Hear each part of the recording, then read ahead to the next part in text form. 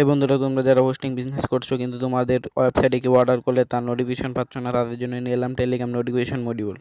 তো এই মডিউলের যা ফিচার রয়েছে তা আমি দেখিয়ে দিব এই ভিডিওতে। তো সর্বপ্রথম আমি একটি প্রোডাক্ট বাই করব। তো এখানে অর্ডার নাও ক্লিক করব। অর্ডার নাও ক্লিক করার পর আমি এখানে আমার ডোমেন নেম দিয়ে দিচ্ছি।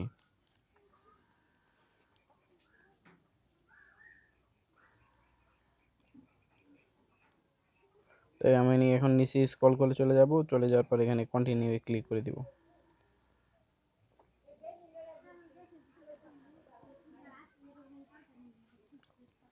আমি কন্টিনিউ ক্লিক করে দিলাম।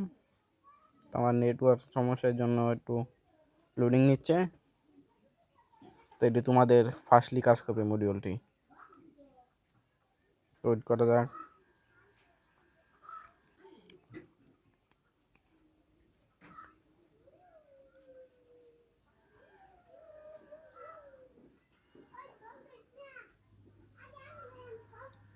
তো অর্ডারটি চলে গিয়েছে টেলিগ্রাম নোটিফিকেশনে।